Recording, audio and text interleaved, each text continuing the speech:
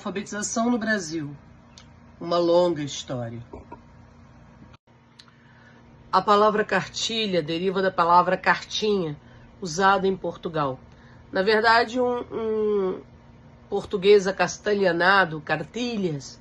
Os primeiros materiais de alfabetização, os primeiros materiais que se ensinava a língua escrita, eram, na verdade, cartas que as pessoas enviavam umas para as outras. Eram cartinhas. Só que essas cartinhas apresentavam um problema, porque elas eram escritas em um português coloquial, em um português usado pelas pessoas que continham muitos erros de português, na verdade, né? Era um português mal escrito. Então começaram a ter problemas em usar as cartinhas para se alfabetizar. Segundo que a gente tinha um objetivo muito claro na questão da alfabetização, né? O primeiro motivo da alfabetização era, na verdade, o principal motivo era a catequização, né? O ensinar a ler e escrever não era a primeira questão, não era o principal objetivo. O principal objetivo era a catequização. Então, as cartinhas foram os primeiros materiais de alfabetização. Mas logo surgiram, então, as cartilhas, que eram, na verdade, catecismos adaptados. O padre Inácio Martins adapta o catecismo do padre Marco Jorge e nasce a cartilha do mestre Inácio, usada bastante no início da alfabetização no Brasil, em 1574. Padre Leonardo do Vale transcreve a cartilha para o tupi, aperfeiçoada pelo padre José de Anchieta. É muito interessante pensarmos que, na verdade, os jesuítas possuíam uma astúcia a respeito dessa questão. Eles, na verdade, respeitavam a língua e os costumes indígenas nesse início, né, dessa colonização. Então era muito comum que eles fizessem traduções, quer dizer, eles se interessaram em aprender a língua que os indígenas falavam, né, para poder catequizá-los. Então existia uma astúcia e um conhecimento que às vezes a gente fica tentando que professoras hoje entendam, que Paulo Freire vai dizer, partir, né, do aluno, sair do aluno, né, para levar ele a um outro conhecimento. E olha como que os jesuítas já usavam essa estratégia de ensino lá em 1574. Eles sabiam que se eles traduzissem os cânticos, né, as orações, as cartilhas para o tupi, né, para o tupi-guarani, mais facilmente eles iriam conseguir a aderência dessas culturas àquilo que eles queriam ensinar. E isso foi verdade. Então foi uma estratégia de ensino muito astuta, né, que lá em 1574 a gente já conhecia e hoje a gente ignora, né, que é ouvir o aluno, ouvir a linguagem do aluno, respeitar essa cultura do aluno para trazer esse aluno até não uma cultura melhor, porque na concepção jesuíta era uma cultura superior, uma cultura melhor.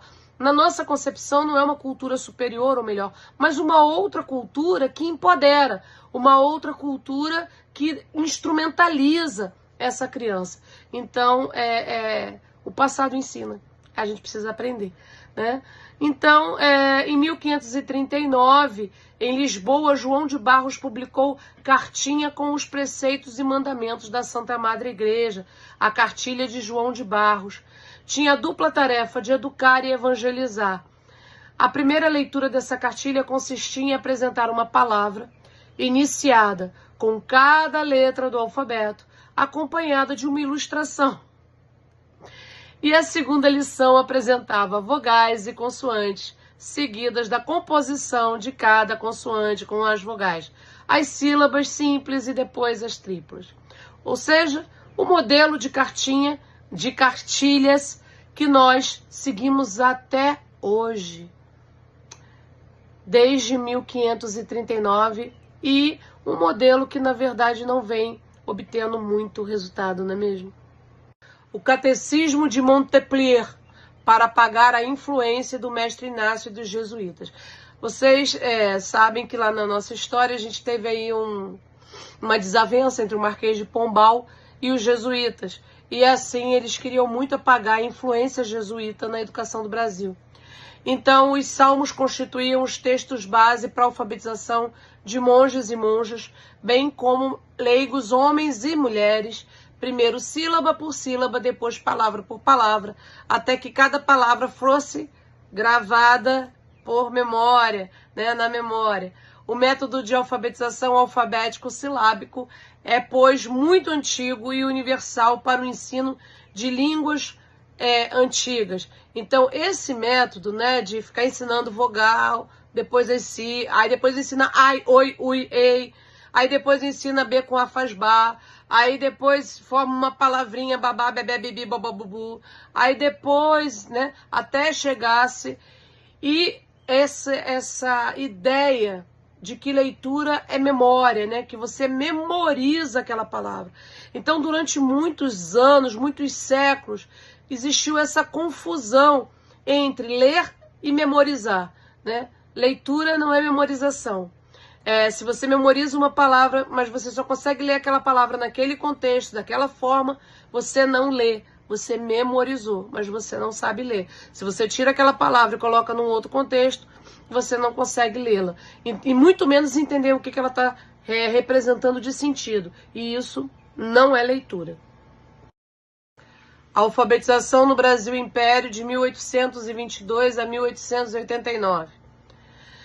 A educação é a única tábua de salvação para este país e o ponto cardeal, tudo mais é passageiro. Discurso do deputado Cândido na Câmara dos Deputados em 1843. Veja, há muitos anos que existe, na verdade, esse discurso, né, de que a educação é a salvação, a gente chama de perspectiva redentora da educação, né? A educação vai salvar, né, a gente da mediocridade, a gente do atraso, né? E sempre teve esse discurso. No entanto, esse discurso nunca se sustentou nas práticas. Ou seja, sempre se teve um discurso, e veja, um discurso de deputado. Portanto, sempre teve um discurso político sobre a importância da educação. Mas nunca se teve ações políticas realmente de valorização da educação, né? Então, causas estruturais do contexto brasileiro que criaram obstáculos para o avanço da cultura escolar. Então, se existia um discurso, mas não existia um contexto cultural, não existia uma prática, não existia uma mentalidade que permitisse que a educação no Brasil avançasse. Então, nós temos alguns problemas, né, que até hoje reverberam na nossa história. O sistema escravista, quer dizer, um sistema, na verdade, mais do que uma abolição tardia e a produção imediata de uma multidão de pessoas analfabetas e desvalidas, sem casa, sem trabalho, sem educação, longe da sua terra, pessoas com sérias questões identitárias, né? Porque, na verdade, a gente tem um problema identitário com o Brasil. Muitos dos portugueses que vieram para o Brasil, em raízes do Brasil, e o Sérgio Buarque de Holanda explica isso muito bem, né? Nós tivemos pessoas que vieram para o Brasil não para construir uma nação, mas para enriquecer e voltar para a sua nação. Portanto, essas pessoas nunca se identificaram como brasileiras, nunca se identificaram com o Brasil. E nós tínhamos, então, milhares de pessoas negras que foram escravizadas, pessoas que vieram para o Brasil, né, sequestradas da sua terra, da sua cultura. Então, também era complicado você criar um vínculo a partir de um sequestro, a partir de um rapto dessas pessoas da sua terra. Então, você vai criando um problema. E, na verdade, desde do início da formação, existia uma briga, porque não se queriam deixar os negros estudarem, né? Então, foi muito difícil você conseguir que os negros entrassem, que o sistema, veja, não tinha sistema educacional ainda, né? Eram ações isoladas, mas era difícil que se aceitar que os professores, por exemplo, aceitassem a presença de crianças negras nas salas de aula. Então, essa exclusão vai produzindo uma multidão de analfabetos, né? Nós temos o Padroado Régio, né, a união do Estado e da Igreja, que, veja, a gente fica brigando, né, para a gente ter esse Estado laico, né, desde de muito tempo, né, até o Manifesto dos Pioneiros em Educação, lá da década de 20 do século passado, fala dessa questão, né, de um Estado laico, de um Estado independente, de um Estado que pense educação para todos, e não uma educação confessional, uma educação religiosa. Então essa união do Estado com a Igreja sempre foi um motivo de atraso na educação. Dispersão de poderes num país de profunda desigualdade social. Então o Brasil, ele foi um país fatiado desde as capitanias hereditárias. Ele foi um país fatiado, aonde as capitais não tinham muita ideia do que acontecia nas províncias. As províncias eram administradas muitas vezes por pequenos déspotas, né? Pequenos fazendeiros, pequenos não, que de pequeno não tinha nada, mas enfim, por homens que tinham plenos poderes sobre a vida e a morte das pessoas. Então, esse é um problema muito sério, né? Um país continental que demorou muito a ter uma unidade, um sistema, e ainda hoje, né, fazer com que as políticas públicas, que as ideias pedagógicas, que tudo chegue, seja interiorizado, né, consiga chegar em todos os cantos do Brasil, é uma grande dificuldade. Escola Pública Marquês de Pombal, de 1759, né, de 772 a 1822. Bom, poucas escolas de primeiras letras funcionavam. Na verdade, foram substituídas as escolas, né, os sistemas jesuítas, pelas chamadas aulas, né, aulas régias, quer dizer, aulas que pessoas sem qualificação alguma, né, se tornavam professores. Essas pessoas recebiam uma ajuda, né, do Império muito irrisória, e desse dinheiro elas tinham que alugar a casa aonde aconteceriam as aulas, comprar o material, quer dizer, era tudo por conta dos tais professores, né, dos tais mestres escola, né? Então escola, na verdade, era sala de aula, era uma sala de aula, tá? Então a gente chamava de escola, na verdade, uma classe que acontecia dentro de uma casa muitas vezes insalubre, sem banheiro, sem higiene, sem iluminação, sem material pedagógico. Então foi bastante temerário, né, todo esse início. Então a nossa educação, ela patinou, né, nesse abandono durante muitos anos.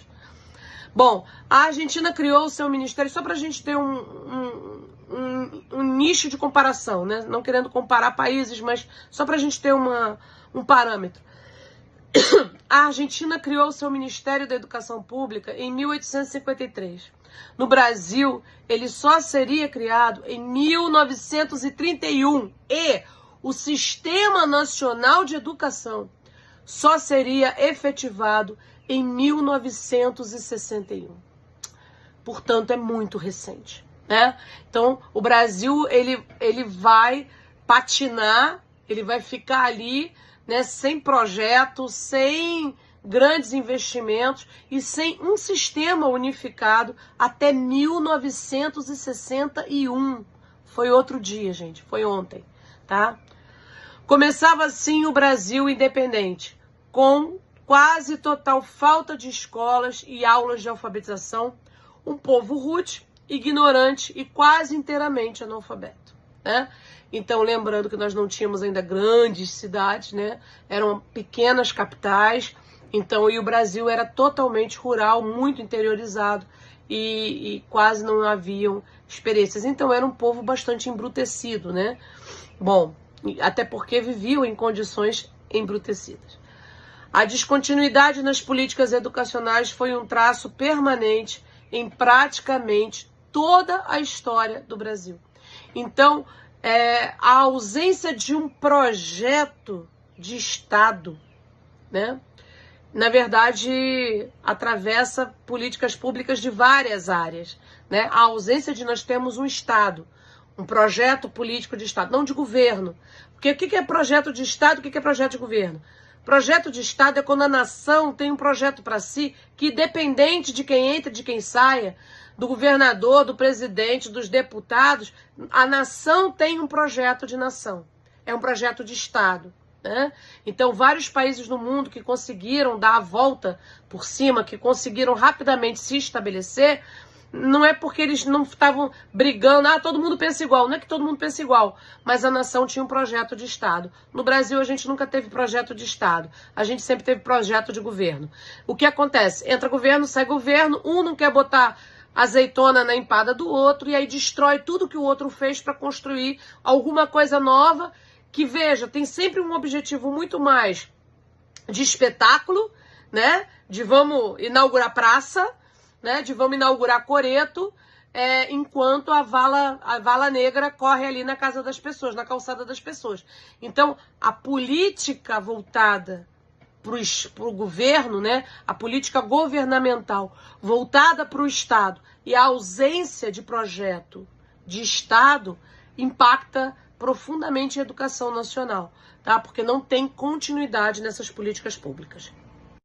Lei Geral de 1827, método Lancaster, ensino mútuo. Vocês vão vendo que eu vou na data, vou lá em cima, venho cá embaixo, vou na frente, vou atrás. É pra gente ir pensando períodos históricos aqui, tá? Então vamos lá. Método Lancaster, vocês vão ouvir falar dele. Ensino mútuo. Na verdade, é um método que surge ali com a industrialização, essa necessidade de educar as massas, e tem algumas palavras que sempre se repetem em relação à educação.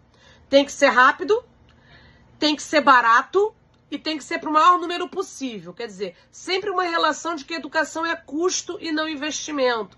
Sempre uma pressa, e com essa pressa a gente continua aqui até hoje, né, marcando passo. Então, às vezes não, quase sempre, né, esses atalhos, essas pressas, quero logo, quero para ontem, não ajudou na política pública educacional do Brasil. Então, por exemplo, é sabido que porque o método lancasteriano limita-se a uma instrumentação grosseira, própria para as últimas classes da sociedade. Então, assim, em 1838, o ministro do Império já sabia disso. Características do método Lancaster. Ensinar o maior número de alunos usando pouco recurso, em pouco tempo e com qualidade. É óbvio que existe uma contradição nisso. Essa contradição, ela continua atravessando a educação, né, nacional. A gente continua querendo alguma coisa que seja para o maior número possível, usando pouquíssimo recurso e que tenha um resultado mágico em pouquíssimo tempo. E com qualidade. Não acontece. Não acontece.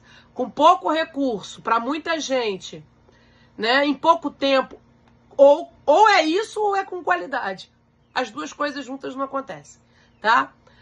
Poucos professores, muito alunos, até 300 alunos. Olha que maravilha! Um professor só para 300 alunos, né? Então, que tipo de ensino que isso é possível? Transmissão, né? Então, você vai ter ali um professor que vai ser colocado lá na frente, num palanque, num altar quase, né? Esse professor diz para os monitores o que eles devem passar de tarefa, né, de atividade, para aqueles alunos enfileirados, um atrás do outro, uma sala retangular, né? Maior silêncio possível, tem que ter muita disciplina, claro, né? 300 cabeças. Sem disciplina não é possível. Então, na verdade, é uma educação quase que individual, né? Quem quiser aprender, que aprenda. Porque o monitor vem aqui, vai sussurrar no seu ouvido o que você tem que fazer, você vai lá fazer. Quer dizer, se tiver alguma dúvida ou não, né? Não tem uma interação, não tem né? É assim. Somente os monitores se aproximavam dos professores para receberem instruções, tá? E rígida disciplina escolar.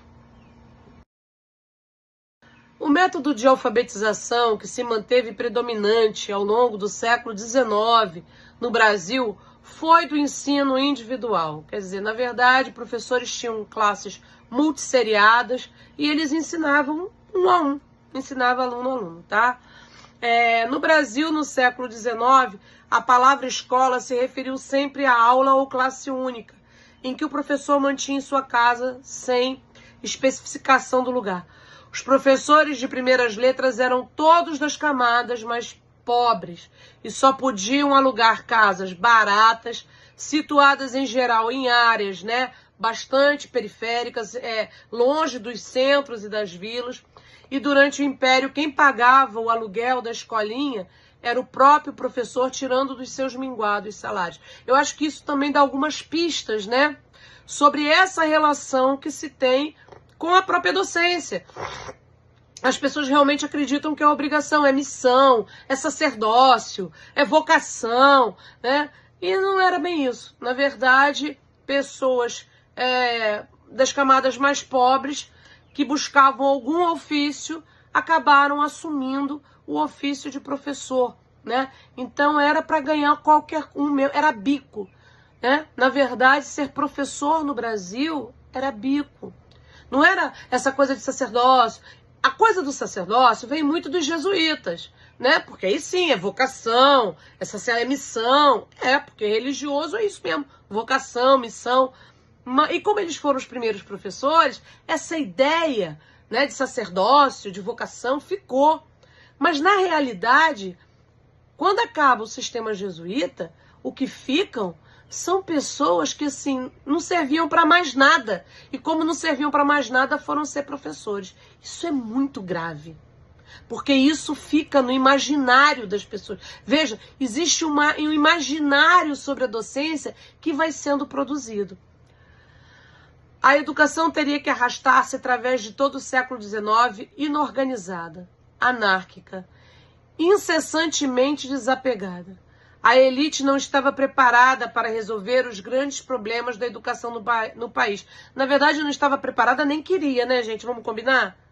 Nem queria, né? Pobre não é importante. Então, assim, se não incomodar, deixa como tá.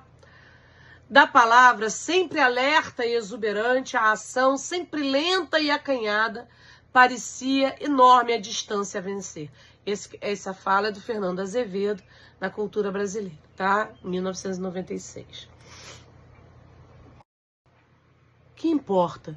Criar uma escola, dar-lhe professor e casa, se essa não se presta para o fim? Se lhes faltam condições higiênicas e cômodos indispensáveis à vida infantil? A casa das escolas deve ser espaçosa quanto exija o número de alunos. Deve oferecer-lhes certo conforto que os afeiçoe e atraia. A criança não volta de boa vontade ao lugar aonde não se achou bem, onde só encontrou constrangimento e privações.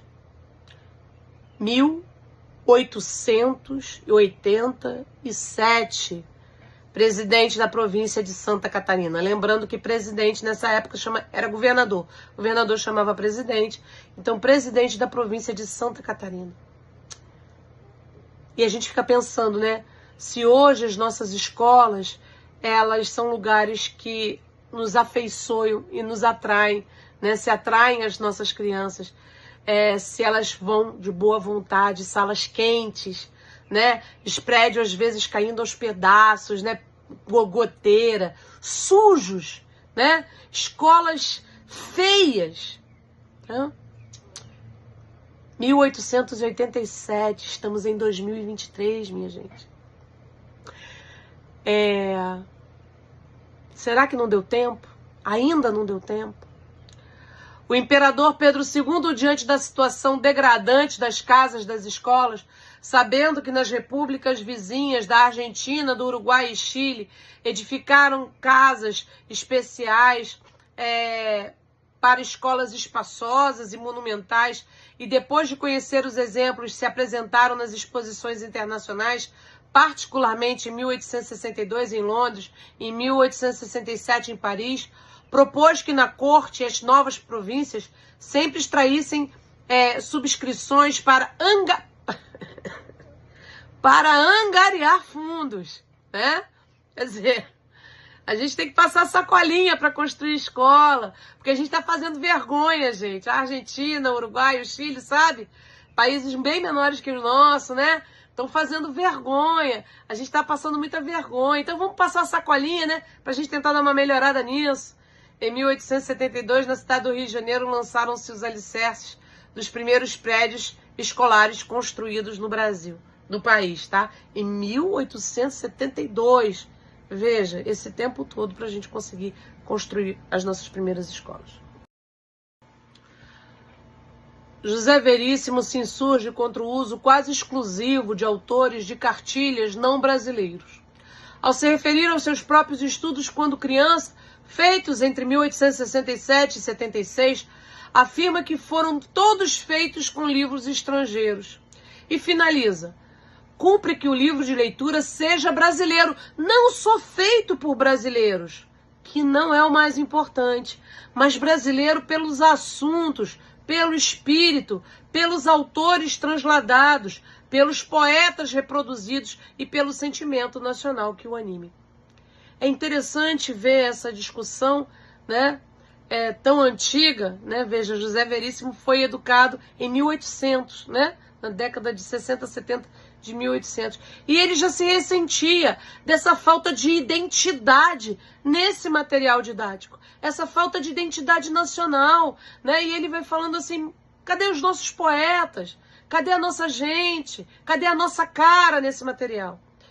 Programa pomposo, quase inteiramente impossível de ser executado pelos professores de ler e escrever, sem nenhuma formação pedagógica e carentes de cultura geral, e nas condições da escola de então. Então, veja, ao longo da história, foram muitas as críticas, foram muitas, né, as pessoas que já nos apontavam para determinadas questões, né?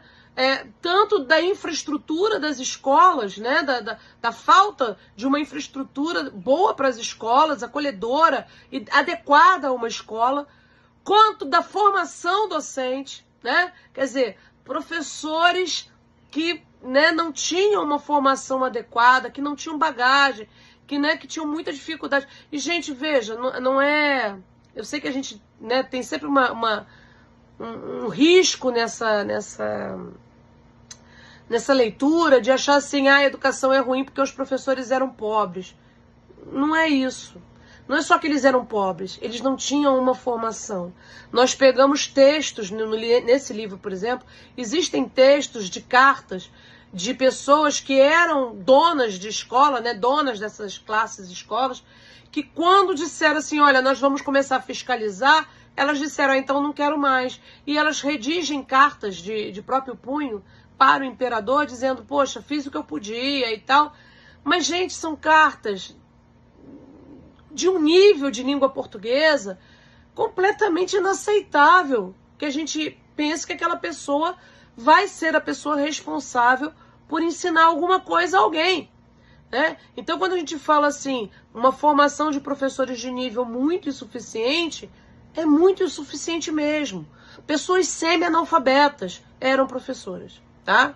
Até porque as condições, o que ofereciam aos professores era quase nada. Então, atraía quase ninguém, tá?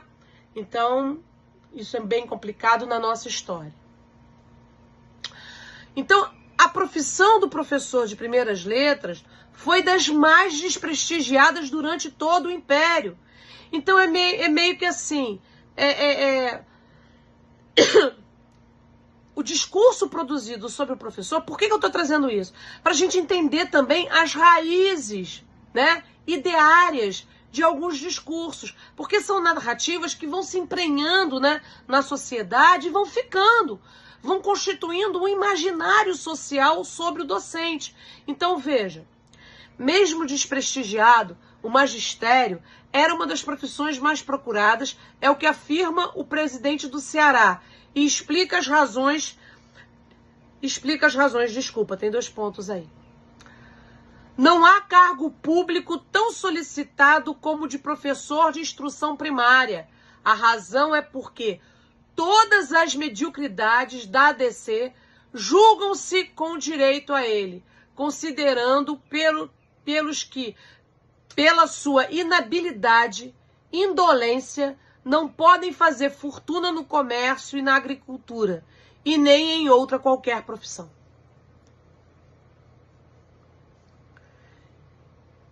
imagina, se o governador do Ceará, né, expressa isso, tá?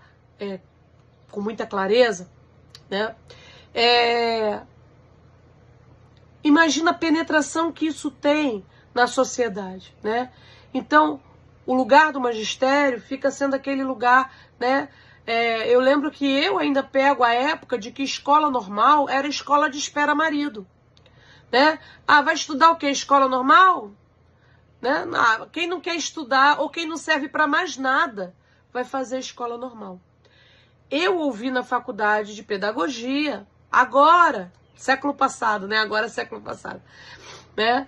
Em 1989, né? 1988, de um professor de filosofia da pedagogia, dizendo assim: menina, você é tão inteligente, por que pedagogia? É claro que eu respondi para ele que eu não sabia que para ser professor tinha que ser burro, né? Mas ele não gostou da resposta. Mas enfim, sabe, que mentalidade é essa, né? De que os professores são menos, os professores é onde estão as pessoas menos qualificadas. Então, veja como esse discurso tem uma penetração social e ele vai se sustentando na nossa sociedade até dentro da faculdade de pedagogia, até dentro da faculdade de educação, né? Aonde a pedagogia consegue ser menor do que as outras licenciaturas. Então, isso é muito complexo. Agora eu trago essa informação, eu acho que para ilustrar um pouco, né?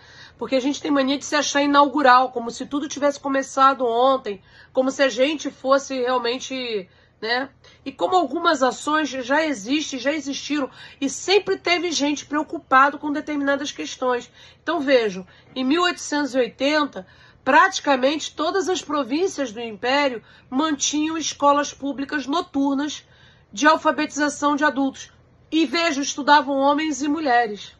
Em 1880.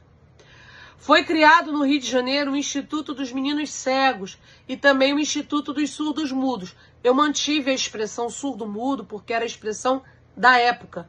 Hoje é errado falar surdo-mudo, tá? As pessoas são surdas, elas não são mudas. Elas não falam, muitas não vocalizam, mas elas têm plena capacidade de vocalização, tá? Então, a expressão é um respeito à questão para a gente marcar a temporalidade do texto, tá? Então, hoje em dia não se usa mais, tá? Então foi criado o Instituto dos Meninos Cegos e o Instituto dos Surdos Mudos, aberto para alunos especiais vindos de todo o Brasil. Aí tá a sede, né, do Instituto Nacional de Educação de Surdos, no bairro de Laranjeiras, tá? Foi uma instituição privada fundada pelo surdo francês, e o Colégio Nacional para Surdos Mudos começou a funcionar em 1º de janeiro de 1856. Em 1º de janeiro de 1880, na capital do Império Brasileiro, o Rio de Janeiro viu eclodir uma revolta contra a cobrança de um imposto sobre o preço das passagens do transporte dos bondes. Pensou que era só agora, 2013. Não, gente, não é só de agora não. O povo sempre foi meio revoltado, olha isso. Conhecido como a Revolta do Vintém. Esse episódio representou a primeira reação popular que se tem notícia no Brasil contra as tarifas cobradas no sistema de transporte coletivo, tá? Então, trazendo... Por que eu trago essas coisas? Pra gente entender, né? Que às vezes vendem os discursos pra gente como se as coisas estivessem começando agora. Não estão começando agora, não começaram agora, sabe? A história, ela nos conta, né, dessa revolta. Ela nos conta, não, nós não somos esse povo também tão mansinho que aceita tudo, não. Então, assim, não, a gente já teve, né, um olhar sobre a inclusão também. Então, assim, as coisas não são inaugurais, né? Elas têm uma história, tá? Bom, isso foi só um recorte. Entre os anos de 1850 a 1870, as cartilhas em circulação no Brasil já eram várias, a maioria portuguesa. Olha lá a crítica do José Veríssimo, né? O Método Castilho, de Antônio Feliciano de Castilho, Cartilha Maternal de João de Deus, Cartilha de Monteverde, de Emiliano Aquiles, olha o nome. Gente, presta atenção nisso. Olha o nome dessa cartilha. Método facílimo de se aprender a ler e escrever no mais curto espaço de tempo possível tanto a letra redonda quanto a letra manuscrita. A cartilha de Monte Verde teve larga adoção desde o Grão-Pará. Tendo a cartilha começava com abecedário, exercícios para memorizá-lo, seguidos de lições de sílabas e palavras, enfim, aquela mesma lenga-lenga de sempre, tá?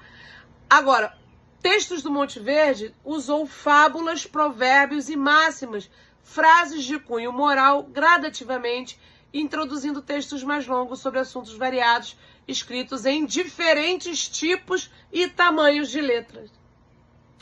Então, veja, também existiam algumas inovações. Por exemplo, ao invés de textos, sem sentido algum, trazer fábulas, provérbios, coisas que diziam respeito à cultura brasileira e usar diferentes tipos de letras e tamanhos de letras. Isso também foi uma inovação. Olha o Castilho ali, ele tinha um probleminha nos olhos, por isso que a foto tá assim, tá, gente? Na década de 1870, o método Castilho, já em declínio, sofria severas críticas, a começar em Portugal. Pelos procedimentos de Castilho, os educandos em alfabetização adquiriam vícios difíceis de extirpar. A leitura cadenciada conduziram a criança a decorar a lição, mesmo sem dominar o processo de leitura, com o que dificultaria o processo posterior de proceder à leitura sem cadência. O método não ensinou a escrever, obrigando o docente a recorrer a outras metodologias de ensino para ensinar a escrita. Apesar do insucesso, o método ajudou a abrir caminho para os cartilhas. É interessante isso, né? Olha a frase. Apesar do insucesso, ajudou a abrir caminho para outras cartilhas. João de Deus. A cartilha maternal de João de Deus, criada em 1870, editada em 1876, teve várias edições. Era o primeiro manual de alfabetização que desafia o método pelo alfabeto e pela silabação. Então, assim, o método João de Deus já vai tentar uma ruptura com esse método, tá? Para alfabetizar crianças, propunha procedimentos analíticos para o ensino da leitura através do método intuitivo ou lição das coisas. Não se partia exclusivamente pelo som, o ponto de partida passava a ser o significado da palavra.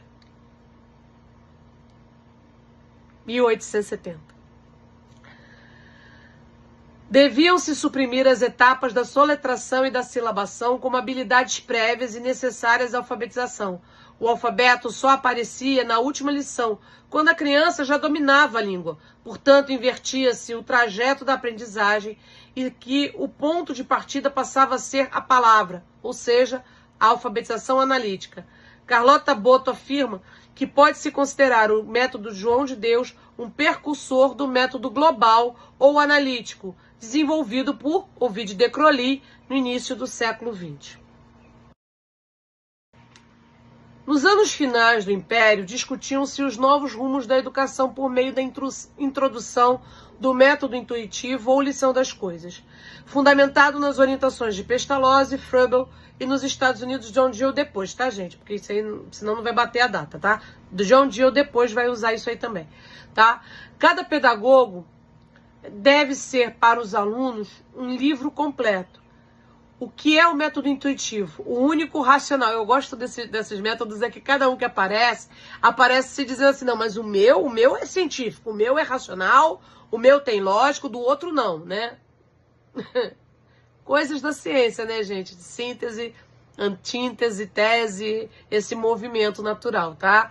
Mas, enfim, tem que dar os maiores desenvolvimentos, nem deve ater-se ao processo positivamente bárbaro, Jesus, nem eu, da soletração e de outros mais ou menos aproximados que dependem só de esforços da memória, mas se apropriam dos conhecimentos e aplicações da inteligência, do seu educando, viu acordando-lhe o desejo e ambições de saber e aprender. relatório do presidente da província do Paraná, em 1886. Então, veja, então a gente vai tendo uma mudança, né, de proposta metodológica partindo do Estado. Então, vai se... Lembrando que o Brasil é um país continental e que até essas coisas efetivamente se transformarem na prática, a verdade é que o método nunca chegou, tá? Então, se mudou do ponto de vista institucional, né, do ponto de vista de algumas províncias, se defendendo o método analítico, né, quer dizer, o método do João de Deus, que já era o precursor do método analítico, mas... né, isso não teve uma grande penetração no Brasil. Na verdade, continuou-se muito com o método silábico, né, de silabação e de soletração, tá bom? A alfabetização na República. A descontinuidade nas políticas públicas no campo da educação foi e continua sendo um fenômeno histórico brasileiro, né? A educação foi sempre um setor do governo e não do Estado.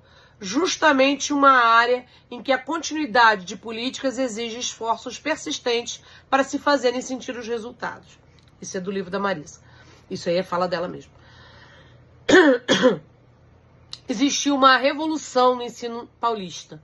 Em 1890, né, a grande revolução no ensino brasileiro, depois de derrubados os obstáculos estruturais, a escravatura, a monarquia, Padre Régio, partiu de São Paulo. Claro, São Paulo era uma grande província, né, uma capital importante do país, muita coisa começava em São Paulo, né? Então, em São Paulo, e lembrando que nessa época não existia um sistema nacional, então as províncias, elas conseguiam fazer os seus próprios sistemas. Por isso São Paulo conseguiu algum sucesso, alguma mudança na sua política pública. Mas é claro que isso não se sustentou por tanto tempo. Mas São Paulo vai inaugurar, então, primário gratuito e obrigatório. Começava aos 7 e até os 12 anos. São Paulo, volto a dizer, não era o sistema nacional, era São Paulo. Mas essa ideia começa, então, a ganhar forma, né? É preciso que tenha um primário gratuito, obrigatório, que comece aos 7 e que vá até os 12 anos. Criação da inspeção escolar e Conselho Superior de Instrução Pública. Quer dizer, alguma organicidade, algum órgão que vai fiscalizar, que vai ver o que está acontecendo. A Constituição do Estado de São Paulo, de 1891, e os decretos de reforma do ensino primário, expedidos entre 1890 e 1893, estabeleceram um ensino público laico, obrigatório, universal e gratuito no nível primário. Então estavam aí lançadas as primeiras sementes, né? Mas lembrando, isso em 1890. A gente só vai ter um sistema único lá em 61. Na verdade, quando vai ser promulgada a primeira LDB, né? A 4.024, que é de /61. LDB 4.024 foi a primeira lei de diretrizes e bases do Brasil, tá certo? Então, olha o tempo, né? Algumas ideias que já estavam aqui, mas olha o tempo que elas levam para ter uma penetração, tá? Em 1890, o prédio construído especialmente para o funcionamento da escola. Em 1890, prédio construído especialmente para o funcionamento da escola. Curso seriado com exames a cada ano, reprovações e prêmios, boletins de frequência e aplicação, classe separada para cada ano, cada uma com seu professor e equipadas com mobiliário, material didático, método intuitivo inspirado em Pestalozzi, cartilha e material de alfabetização, homogeneização do ensino, divisão dos alunos por idade. É interessante que hoje, tudo isso, a gente vai discutir no sentido de tentar superar isso. Mas nessa época, nesse tempo, isso era um avanço. Então veja como você ser conservador ou progressista depende muito do que você quer conservar, do que você quer progredir. Nesse tempo, você ter boletim, nota, prova, classe homogênea, cartilha, um professor, isso era um avanço. Porque se isso era progressista, isso era caminhar muito no sentido de estruturar uma educação. Hoje, a gente precisa superar isso, né? Mas hoje a gente ainda não conseguiu nem garantir isso. Então, veja o nosso dilema, né? Um paradoxo que a gente se encontra. Métodos e programas de alfabetização. Introduzido um método intuitivo no Brasil, seu percurso de penetração nas escolas foi lento e atribulado, de avanços e recuos. Dentro da tradição que se foi firmado desde a criação da escola pública, em 1759, as reformas de métodos de alfabetização foram sempre baixadas por decreto, sem preparo prévio dos professores, sem considerar as condições de ensino vigente, impostos de alto para baixo. A interação entre método de alfabetização e formação teórica e prática do professor é fundamental. Faltando um, falha o outro. Então, isso também é do livro, né, da Marisa. E veja, nós sabemos disso há muito tempo. Não é possível que você crie um método, né? Agora, ou então você diga, não, esse é o que a gente acha mais, né, mais interessante, e você simplesmente baixa por decreto. Educação não se faz por decreto. Educação se constrói do chão da escola para cima e não de cima para o chão da escola. É preciso ouvir, é preciso conversar com o professor, é preciso ouvir as demandas, inclusive quais as demandas por formação que eles estão precisando. Não é inventar a revelia e vir e dizer, olha, você tem que saber isso, você tem que fazer assim, você tem que fazer assim. Não adianta você me dizer que eu tenho que fazer se você não me forma para fazer. Se você não me diz, não me esclarece por que eu tenho que fazer, tá? Ou, em fazendo isso, quando não funciona, eu faço o quê? Né? Chegamos em 1920, o método intuitivo.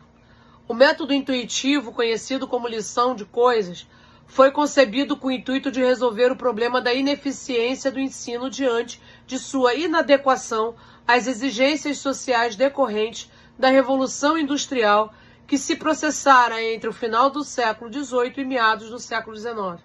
Então, assim, o Brasil está sempre correndo atrás do prejuízo, né? Constituiu o núcleo principal da renovação pedagógica, fundamentado especialmente nas ideias de Pestalozzi e Froebel. Froebel foi quem inventou o termo jardim de infância, pressupunha uma abordagem intuitiva pela qual o ensino deveria partir do particular para o geral, do conhecido para o desconhecido, do concreto para o abstrato.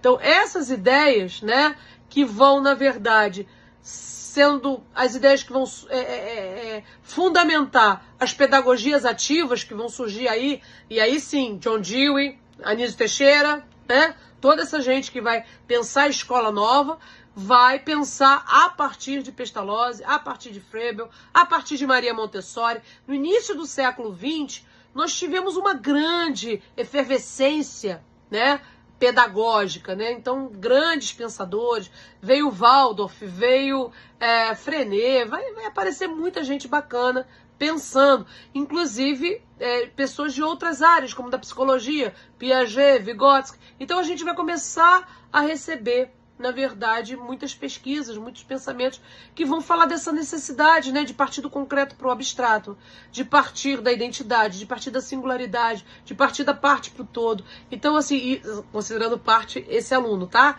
Esse aluno para a sociedade. Então, assim, nesse sentido, esse início de século vai ter toda essa efervescência. O que não significa que isso vai garantir uma penetração dessas ideias na escola. Agora a gente vai ler aqui um verbete elaborado por Demerval Saviani, um grande educador, né? Uma pessoa que vale a pena ler, que vale a pena estudar, tá? Ao mesmo tempo, essa revolução industrial viabilizou a produção de novos materiais didáticos, como suporte físico do novo método de ensino. Esses materiais difundidos nas exposições universais realizadas na segunda metade do século XIX, com a participação de diversos países, entre eles o Brasil, compreendiam peças do mobiliário escolar, quadros negros, parietais, caixas para ensino de cores e formas, quadros de reino vegetal, gravuras, cartas de cores para instrução primária, aros, mapas, linhas, diagramas, caixas com diferentes tipos de objetos, como pedras, metais, madeira, louça, cerâmica, vidro. equipamento de iluminação e aquecimento, alimentação e vestuário. Mas o uso de todo esse variado material dependia de diretrizes metodológicas claras, implicando a adoção de um novo método de ensino entendido como concreto, racional e ativo. O que se buscava, portanto, era uma orientação segura para a condução dos alunos por parte do professor na sala de aula. Para tanto, foram elaborados manuais segundo uma diretriz que modificava o papel pedagógico do livro. Este, em lugar de ser um material didático destinado à utilização dos alunos, se converte num recurso decisivo para o uso do professor, contendo um modelo de procedimentos para a elaboração de atividades, cujo ponto de partida era a percepção sensível. O mais famoso desses materiais, de manuais, foi o do americano Norman Alison Calkins, denominado Primeiras Lições de Coisas, cuja primeira edição data de 1861, sendo reformulado e ampliado em 1870. Foi traduzido por Rui Barbosa em 1881 e publicado no Brasil em 1886. Então, veja, tem uma coisa, né, que ao invés da gente, como é que a gente vai trabalhando essa questão da formação docente, né? Nós temos professores que não sabem como, então a gente precisa garantir que esse método seja aplicado. Como é que a gente faz isso? A gente faz um manual para o professor. A gente faz uma cartilha para o professor seguir. Não é para o aluno, é para o professor, né? Então é uma muleta, um método para orientar a ação docente. Mas isso surge muito em função da fragilidade da formação docente. Fracasso escolar, uma produção histórica, sistêmica e multifactorial. Raízes e heranças. Bom, então resumindo nosso primeiro módulo aqui, né?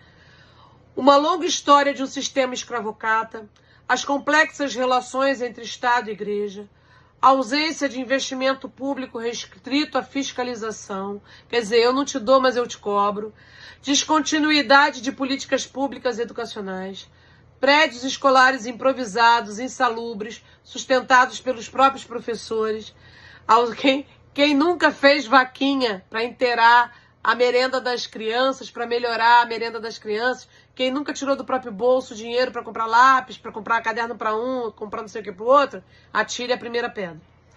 A ausência de infraestrutura de materiais escolares, a ausência de livros e bibliotecas, professores pobres, leigos e mal pagos, manuais, cartilhas portuguesas fundadas nos princípios de catequese, repetição, memorização, declamação, moldar comportamentos, um país continental, escolas afastadas dos centros. Então, a gente fez esse passeio pela história para a gente entender as raízes, a raiz de determinados problemas, as raízes de determinados discursos, narrativas que estão ainda emprenhadas na nossa sociedade, raízes dessa identidade dessa escola. Então, eu acho que é fundamental que a gente entenda que raízes são essas para a gente entender o que a gente precisa permanecer, garantir, avançar, romper, para a gente poder se mover nessa história agora, daqui para frente. Porque os próximos capítulos, minha gente, quem vai escrever são vocês.